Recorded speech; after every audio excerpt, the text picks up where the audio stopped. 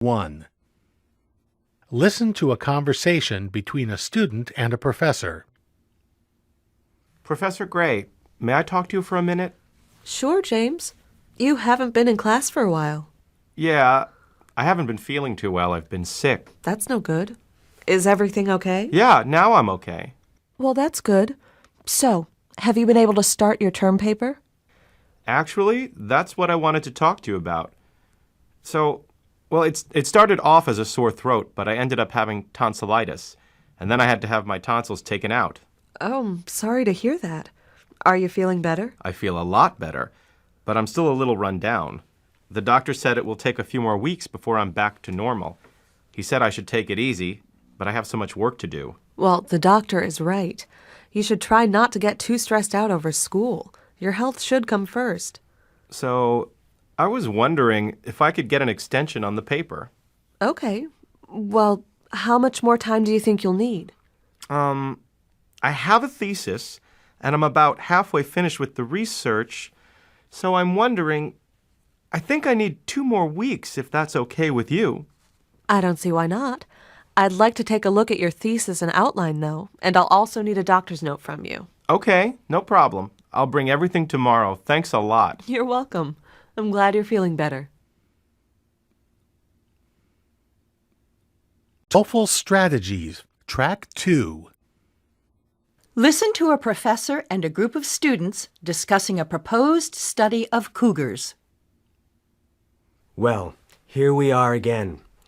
Today I want to talk about the most appropriate method to use for our cougar study. Before we look at the various options, let's just make sure everyone is familiar with the background to this discussion. Why do we need a cougar study? Yes, Joe. Well, cougars are a pretty hot topic for lots of people, and managing cougars is really controversial. On the one hand are the conservationists who want to protect the whole ecosystem, including this large predator. On the other hand is the development lobby that sees the wilderness as a potentially lucrative building site. Then there are the hunters who hate cougars because they think the cougars kill too many of their deer. Oh, and at the opposite end of that spectrum are the animal rights people who don't believe in hunting or killing anything. The entire debate is overshadowed by concern about cougar-human conflict.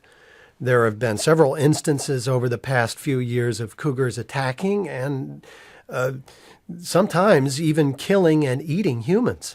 Yeah, but the cougars were there first. Can you blame them if people start invading their space? Maybe not, but people should be able to live in their homes without fear of getting eaten up by a dangerous predator. We need to kill them, especially if they hang around areas where humans live or play. All right, everyone. Those are all interesting points, but I don't want to go into that debate just now. All we're going to do today is try to decide what methods would be best for studying cougars. Joe mentioned that cougar management is a delicate issue. One of the reasons it's so controversial is that we know very little about these cats. Because of their solitary nature, their stealth, and perfect adaptation to their habitat, they have always been elusive research subjects. As biologists, we rarely get a chance to observe them in the wild to find out about their ecology. We don't know how far they range, what or how much they eat, how they interact with each other, how young adults establish new home ranges, how they relate to other predators like bears and wolves. We also don't know much about how they respond to anthropogenic influences. Impact from the presence of humans. Our ignorance means we don't know how to manage them. We don't know how much land, in what areas we need to set aside for healthy cougar populations to survive. We don't know how deer hunting affects their prey base. We don't know how a cougar hunt might affect their population. Lots of questions. What do you guys think of the available research options? I like the idea of training sniffer dogs to find samples of cougar feces and then doing DNA analysis on it. We'd be able to identify individuals, so we'd find out how they roam by mapping the locations where we find the samples. We could also identify familial relationships between individuals, which would tell us about intra-species interaction. Oh, yeah. Of course, we'd also be able to tell what the cats have been eating by analyzing whatever hairs and bones we find in the samples. What about GPS collars? You know, the kind of radio collars that use satellites, like the thing you can get in cars nowadays to tell you where you are? I propose we capture and place GPS collars on as many cats as we can. That technology is so advanced now we get extremely detailed location data.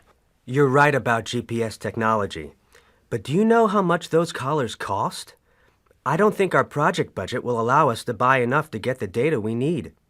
Also, you need to remember that capture rates tend to be biased towards males, and for our purposes, it's crucial that we get a representative sample of the population. I also support the idea of using dogs to locate feces samples, and then doing food studies and DNA analysis. That way, we wouldn't need to lay hands on the cats at all. There's always a risk when you capture an animal in the wild, and we don't want to damage these creatures if we can help it. Well, it sounds like several of you are leaning toward the approach that requires the least intervention. That pleases me, because your suggestions are in line with what many biologists are currently advocating in the literature. Now get ready to answer the questions.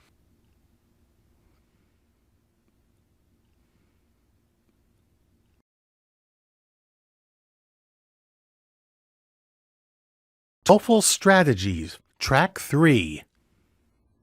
Listen to a conversation between a student and an officer at the financial aid office. Hi, is there someone here who can help students find scholarships? Is there something in particular you're looking for? Well, I got a loan from the university, but, I need a little more help covering tuition, and I heard from some students that they got money from outside organizations. Do you have a list of these types of scholarships? Unfortunately, since there are so many different kinds of scholarships, there's no comprehensive list. Oh.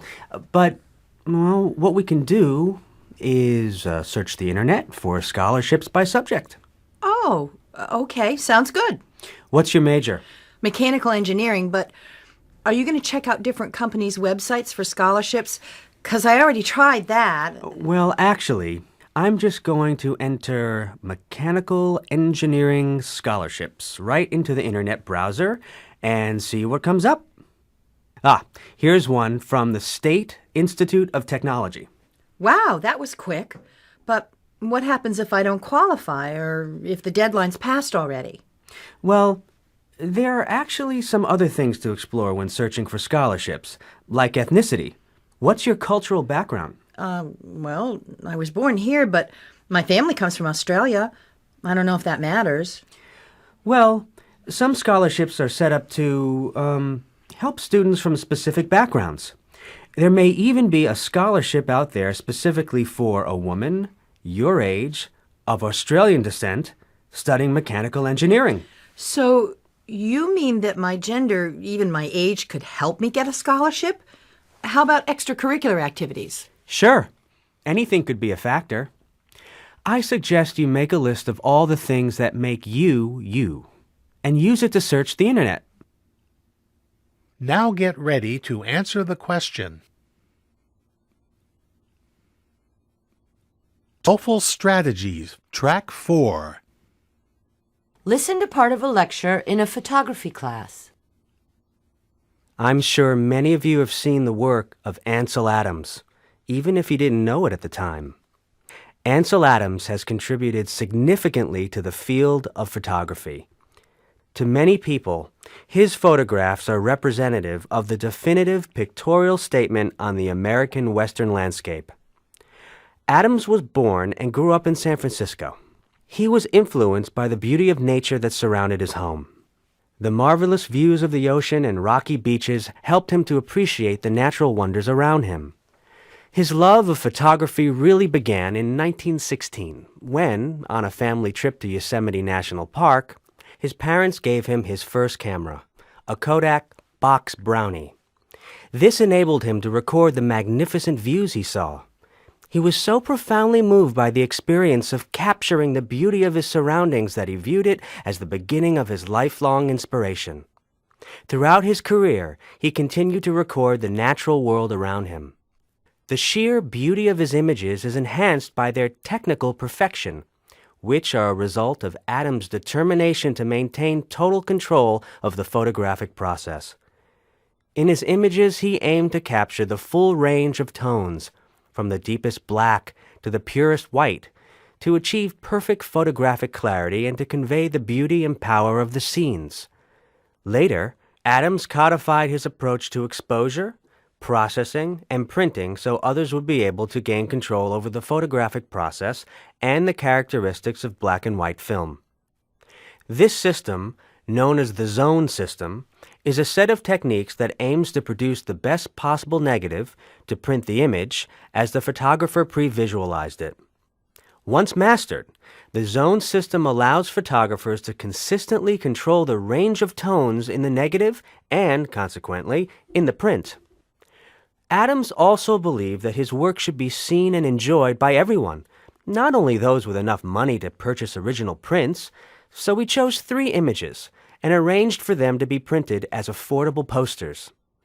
This was so successful that the mass production of pictorial calendars was the next step. As you know, these calendars are still popular today. Adams' images are immediately recognizable and still available in many forms, including books, posters, calendars, and prints. His goal of making his work accessible to all is still being realized today. Now get ready to answer the question.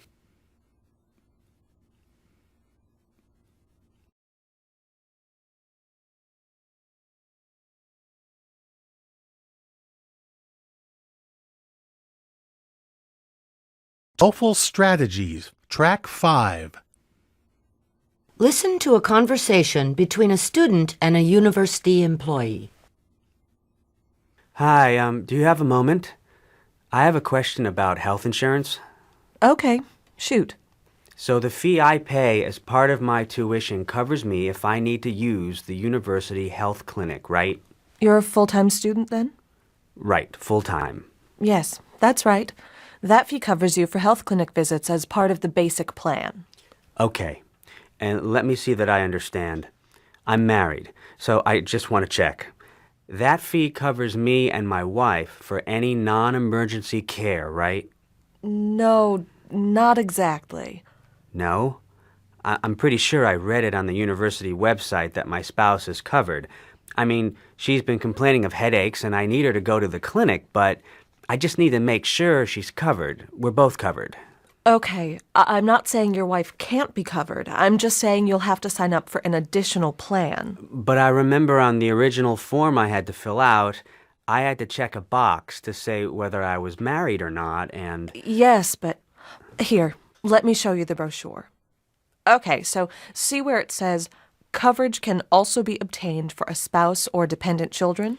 Yeah, but I thought that was for part-time students, because the health insurance fee isn't part of their tuition. I can see how you could interpret it that way, but I'm afraid it's a separate plan that you would need to apply for and pay a separate premium for. Okay, so what's the premium? Well, let's see. I believe it's around $150 or thereabouts. Yes, here. It's $145. Okay. Okay, well, that's not horrendous. And will that cover her for dental? No, I'm afraid not. The basic doesn't cover you for dental either. I'm not covered for dental? No. You can only get dental insurance if you sign up for the Vital Savings Plan. It's a separate plan you sign up for in addition to your basic plan. In addition, huh? So is it expensive? I mean, I'm a student and my wife works freelance. Let me see. I have that information somewhere. Students get a pretty big discount. Yeah, here, it's $25 annually. So $25 a year, that's definitely doable. Would that be for both or just per person? It's per person, but if it's a student plus one, for your wife, then the fee is $44. And the Vital Savings Plan includes vision as well as fitness and alternative health care. It's actually a pretty good deal. What kinds of alternative health care does it cover? Let me see. Vital savings covers vision, fitness, as I said. I think it covers massage, definitely chiropractor, and it might even include acupuncture, but I'm not sure. Great. My wife will be thrilled. Okay. So I guess I have to fill out a form? Well, you have to enroll directly via the insurance company website. Here, take this brochure with you. The website address is on the bottom. So if I enroll directly through the insurance company's website, will I still get my student discount? Yes, there's a section where you enter your student info. Okay, great. Thanks. So I sign up for the Vital Savings Plan through the insurance site, and it'll get me and my wife all this additional coverage. Dental, fitness, all that. Right.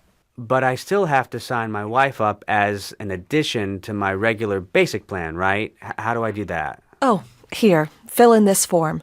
If you put it in today, I can start the process and she'll be covered within a couple of weeks. Still a couple of weeks? Yeah, I'm afraid so.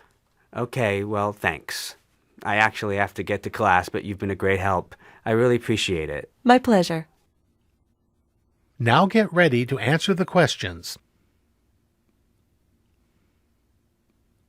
TOEFL Strategies, Track 6.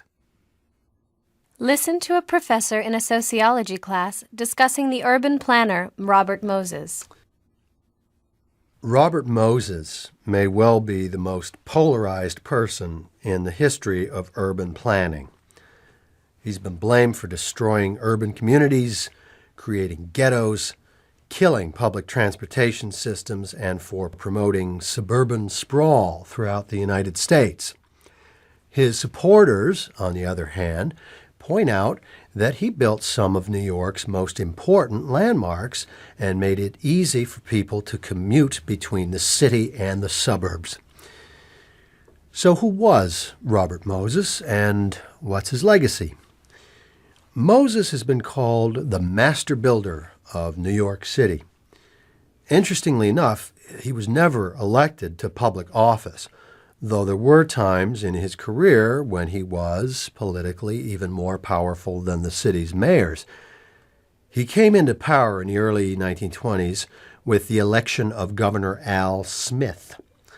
Smith put Moses in charge of parks and other public works projects, and Moses turned around and built several prominent parks, attractive, on time, and under budget.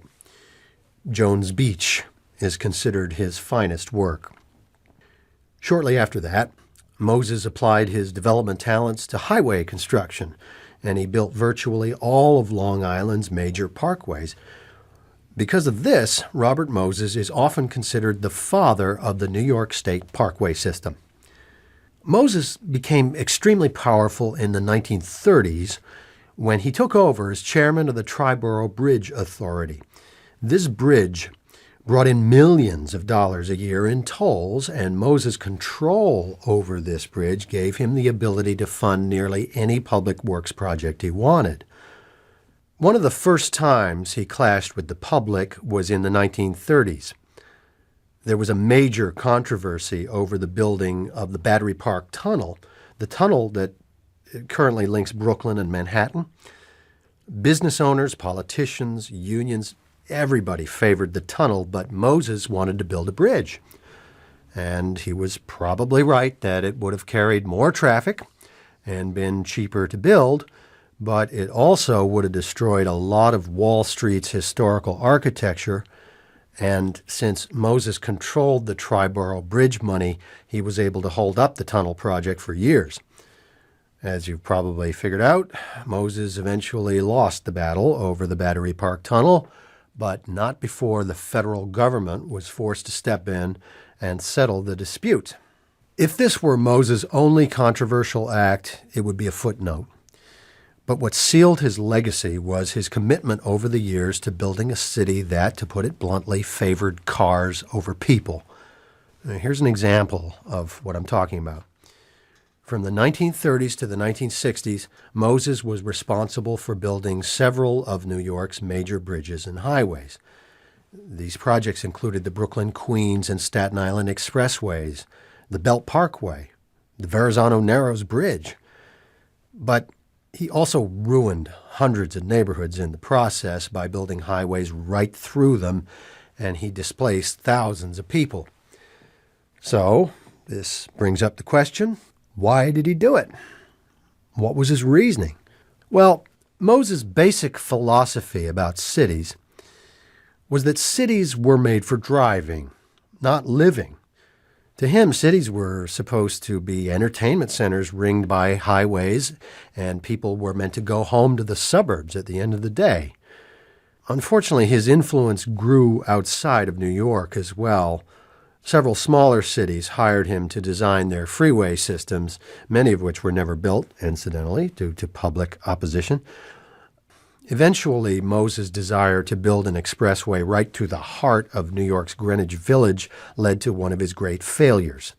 There was so much public opposition that the city rejected the plan in 1964, and the failure of the Greenwich Village project signaled the start of his political decline. Since Moses, many city planners have begun to favor more pedestrian-friendly, intimate communities and see the value in preserving historic architecture. Maybe the kindest thing we can do for Moses is to try to see him in a historical perspective. He helped put thousands of people to work during the Great Depression and built some of New York's most famous landmarks. And his projects never had technical failures, which speaks to his skills as a planner. One has to wonder what he might have done if he'd had some compassion to go along with his talent. Now get ready to answer the questions.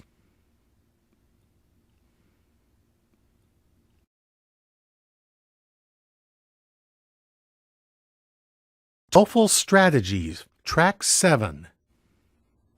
Listen to a conversation between a student and a professor. Hey, Professor Yang. Oh, hi, Anna. How's that habitat project coming along? Actually, that's what I'm here to talk to you about. I see. Well, you won't be the first one to have questions. Have a seat. Oh, thanks. So, I'm trying to make my topic a little more focused. Okay. For the final presentation, you said we have to do a presentation in class about a unique plant or animal habitat, right? That's right. So, I think I'd like to work with the idea of animals who survive in harsh conditions, like the chapter on penguins we read for yesterday's class. Sounds like it would make for a fascinating presentation. What types of animals are you thinking of? I'm thinking of using the wolf spider that lives in the deserts of Arizona. Well, that's an interesting one, but... Did you know that the male wolf spider performs a drumming serenade to get the female's attention? No, I hadn't heard that, but, you know, we're going to be doing a unit specifically on insects and spiders in a few weeks. Maybe you can use the wolf spider for a paper during that unit. Oh, right. Well, another idea I had is the viperfish, which lives 500 to 2,500 meters below the ocean's surface in total darkness. Yes, that is an amazing fish, and it certainly meets your harsh environment criteria. Yeah, and it has huge teeth and these weird internal organs that produce light. So interesting. But, well, would you recommend using mainly journal articles for that one, or the internet? Yes, well, that's one problem with researching some of these more obscure species. Since only a little has been learned about them due to their hard-to-reach location, it might be difficult for you to find enough information on the viperfish to fill 15 minutes of presentation time. Right. Well, what do you suggest? Maybe you could choose a plant and an animal that share a harsh environment and then focus half the presentation on each one. That might give you more to work with. Okay, so I guess I should pick a habitat first and then find a plant and an animal who both live there? That's the idea. That way, even if there's not a lot of information available about them, you should have enough data to talk for about 7 minutes on each one. Yeah, I see your point. Well, back to the drawing board. Now get ready to answer the questions. TOEFL Strategies, Track 8. Question number 12. Listen again to part of the conversation, then answer the question. Well, that's an interesting one, but Did you know that the male wolf spider performs a drumming serenade to get the female's attention? What can be inferred about the student when she says this? Did you know that the male wolf spider performs a drumming serenade to get the female's attention? TOEFL Strategies, Track 9. Listen to part of a lecture from an earth science class. So, today we'll begin to discuss the chapter you've read on plate tectonics. When we look at a map of the world, there are 7 continents, right? Can anyone tell us what they are? Yes. Greg? That's easy. The 7 continents are Europe, Asia, North America, South America, Africa, Australia, and Antarctica. Good. And some of the continents are separated by oceans, right? America and Europe are separated by the Atlantic Ocean. Africa and Australia are separated by the Indian Ocean, and so forth. But if you look closely at the coastlines of some continents, it almost looks like they used to fit together, like a puzzle. This is particularly noticeable along the eastern coastline of South America when you compare it with the western coastline of Africa, for example. While it may seem an obvious point when we look at the world map, this idea wasn't scientifically presented until the early 1900s when a meteorologist named Alfred Lothar Wegener proposed the theory of continental drift, stating that the Earth's continents were once one big landmass. The theory suggested for the first time that the continents came to their present positions only after moving for millions of years. This one original landmass is known as Pangaea. Can anyone tell me more about Pangaea? Pangaea means all lands in Greek, which is why the word was chosen to describe the landmass. And didn't another scientist divide Pangaea into regions? Yes, that's right. It was divided into an area called Laurasia in the north and Gondwanaland in the south. Very good. Now on to the theory of plate tectonics, which was presented scientifically only about 30 years ago. In geology, a plate is a large slab of solid rock, and the word tectonics also comes from Greek, from a word meaning to build. So, the theory of plate tectonics explains that the Earth's surface is built of rock plates. This means that the outer layer of the Earth, beneath all of the continents and all of the oceans, is fragmented into large and small plates that are moving in various directions relative to one another's positions. Can anyone tell us about the place where 2 plates meet? Yes. Between 2 plates, there's a boundary called a fault line. There are different kinds of boundaries. Right. Do you know what they're called? Let's see. There's divergent boundaries, where the plates are pulling away from each other, kicking up new crust. And then there's convergent boundaries, where one plate slides underneath another plate. I think there's another one, the transform boundaries. Good. Yes, you've got them all now. Divergent boundaries are where the plates are pulling away from each other, and convergent boundaries occur where one plate slides underneath another plate. This one's sometimes called a very slow collision because some of the Earth's crust is destroyed in the process. Greg, can you tell us about transform boundaries? Yeah, sure. The transform boundaries occur where 2 plates slide past one another without creating or destroying any crust. Oh, and then there's places where the boundaries between plates aren't clearly defined, and we don't know how those plates interact. I think those are called plate boundary zones. Very good, both of you.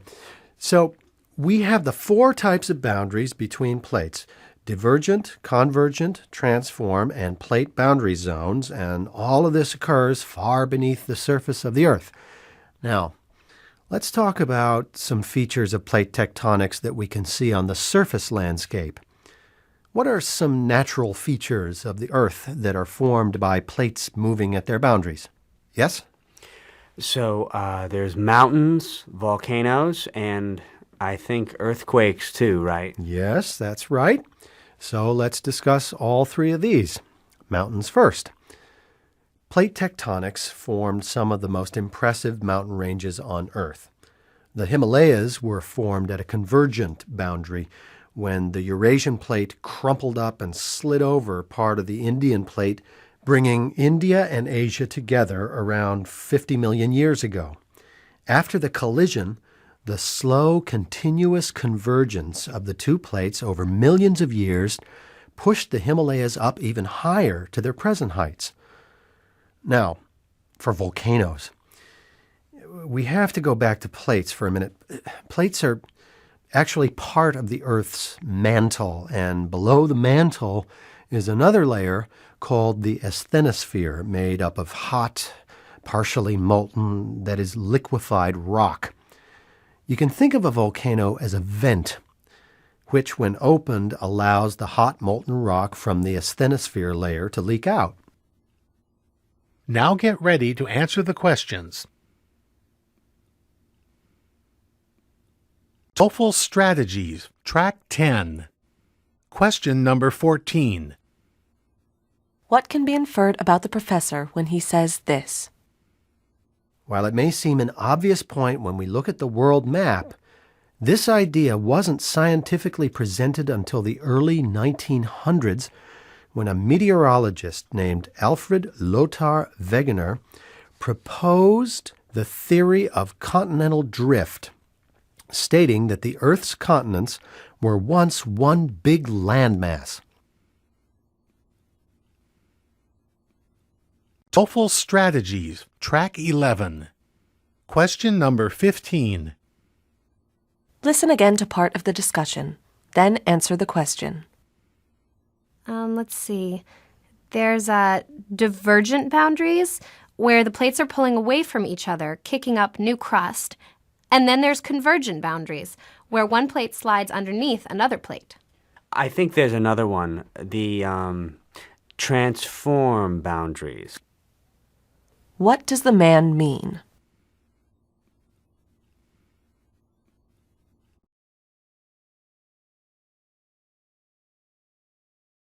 TOEFL Strategies, Track 12.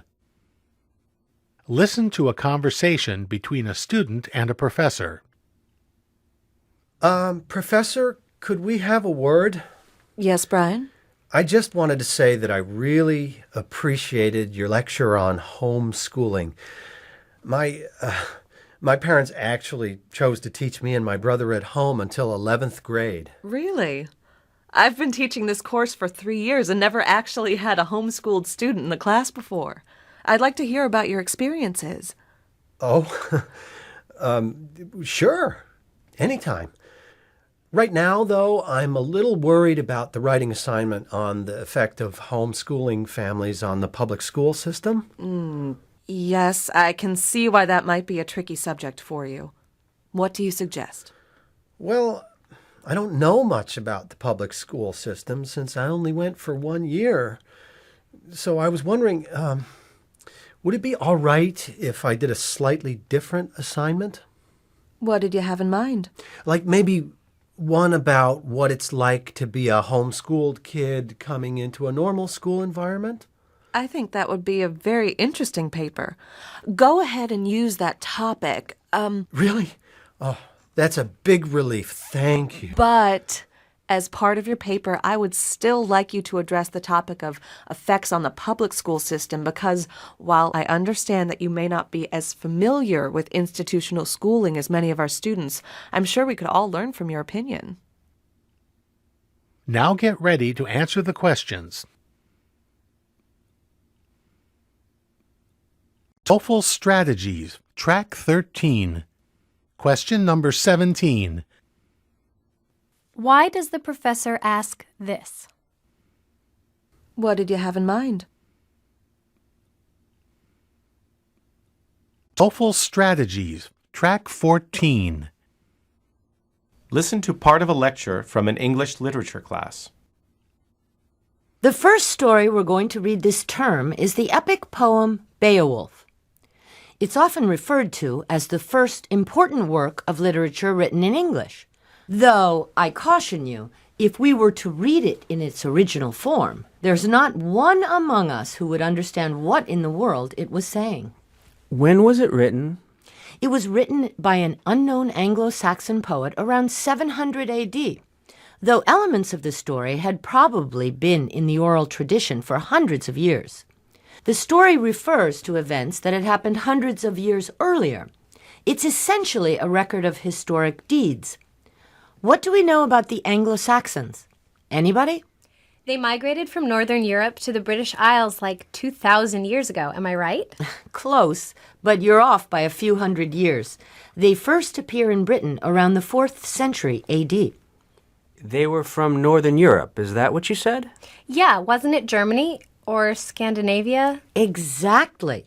In its original form, Beowulf represents a period of Old English in which the language is still heavily Germanic, showing none of the Latin influence that came into the language after the Norman conquest. One of the interesting things about Beowulf is that it tells the story of actual figures from history. The characters in the story are recognizable from the historical record as Swedish and Danish kings from around 500 AD.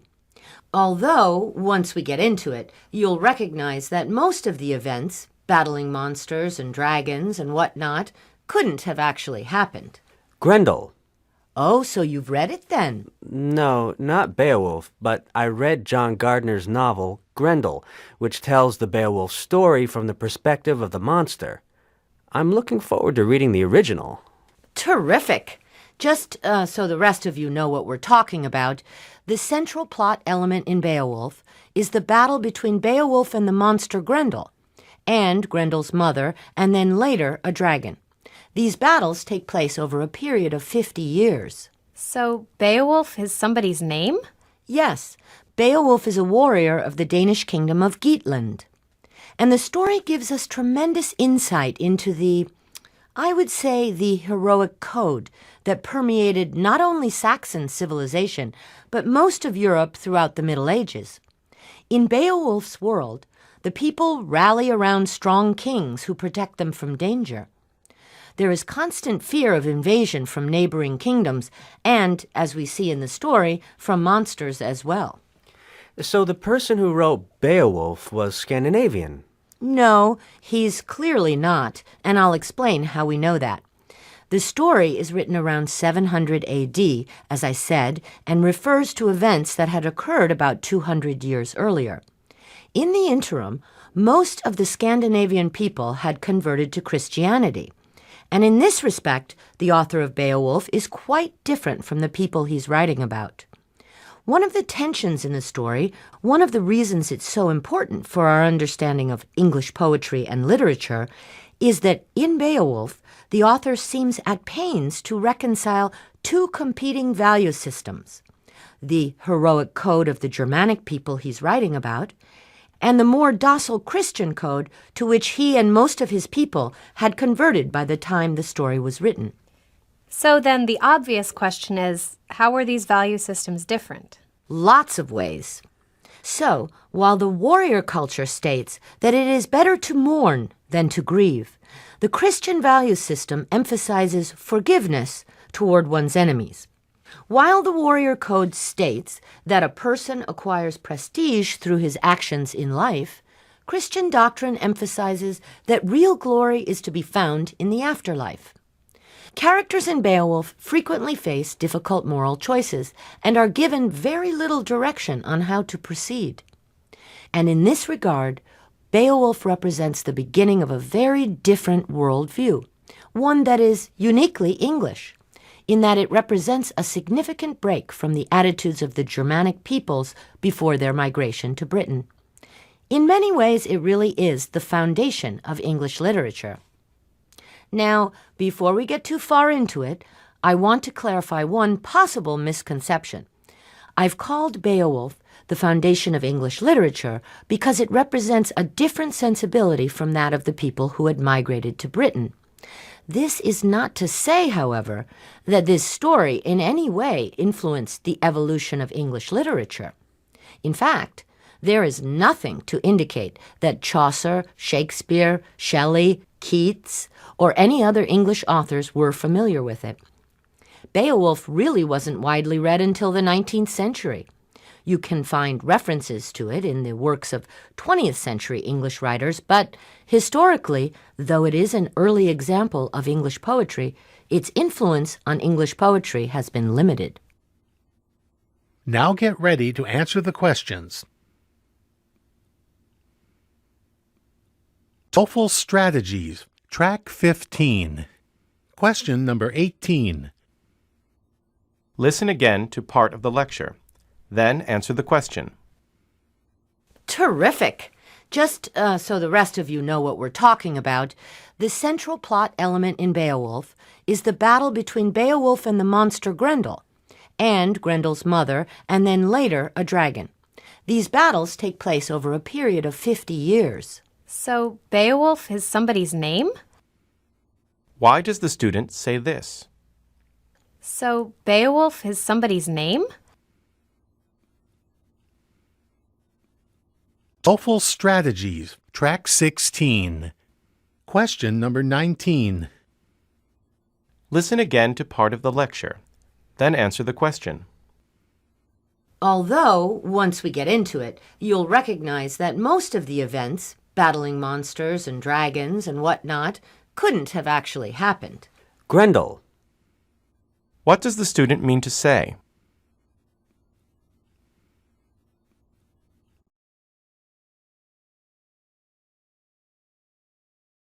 TOEFL Strategies, Track 17. Hi, Stefan. So, is this your first time at Career Services? Yes, I'll be graduating next month, and I could really use some help with my resume. Sure. That's a good place to start. Let's take a look. Well, this is good. But you may want to leave out some of your summer jobs, like the ice cream server job, the pool lifeguard job. Really? I thought they made my resume look longer. Well, they do. But longer isn't always better. The idea is to highlight the information on your resume that's most relevant for each employer you send it to. I see. So if I'm applying for jobs related to art, maybe I should take out the job as the receptionist for the theater department office? Well, actually, I'd keep that one, since it shows you've learned some office skills, which can be applied to many jobs. What you want to cut is stuff that doesn't really apply. Like, for example, would knowing you're a good ice cream server help the director of the city museum decide if you'd make a good assistant curator? I guess not.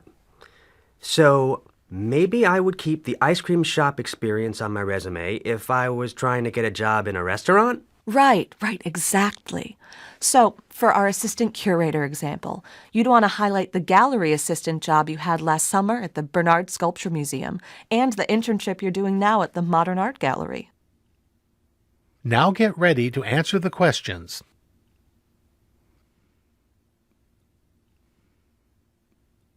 TOEFL Strategies, Track 18. Question number 24. Why does the advisor say this? Like, for example, would knowing you're a good ice cream server help the director of the city museum decide if you'd make a good assistant curator? TOEFL Strategies, Track 19. Question number 25. Listen again to part of the conversation. Then answer the question. Hi, Stefan. So, is this your first time at Career Services? Yes, I'll be graduating next month, and I could really use some help with my resume. Sure. That's a good place to start. Let's take a look. Why does the student mention his graduation date? TOEFL Strategies, Track 20. Listen to part of a lecture in a teacher training class. Although the use of simplified texts in teaching, especially in EFL, that is, English as a foreign language has increased dramatically over the past decade, and the publishing industry is bursting with simplified texts of every kind. Heated debate continues about the ethics of diluting classic works of literature. There are those who argue that great literature is great because of the words, phrases, and structures chosen by the author. Therefore, they say it's a crime to change those words, phrases, and structures in any way. By doing so, the very essence is removed, and thus the work of art becomes entirely devalued. Well, this debate brings up good questions regarding the definition of great literature. What makes a novel great? What makes it a classic? Is it the plot, the characters, the descriptions, the dialogues, the prose itself? Or does greatness lie in some kind of originality? Does a work need to break barriers to be considered art? Or is it just a question of popularity? I don't believe there's a simple answer. In fact, I think that, anyway, I'm getting sidetracked. The question for us is, do we use simplified classics in teaching? In my opinion, the educational advantages of using simplified, graded readers far outweigh the philosophical concerns about art. I believe great literature is great because of a combination of things. Characters and plot can be crucial. For me, it is these elements that take my imagination beyond the mundane, outside of ordinary life. Have you ever been asked, if you were going to be stranded on a desert island and could take only 3 books, which 3 would you take? I'll tell you one title that would be on my list. David Copperfield. There's a book that makes me laugh out loud, moves me to tears, and never fails to absorb me completely.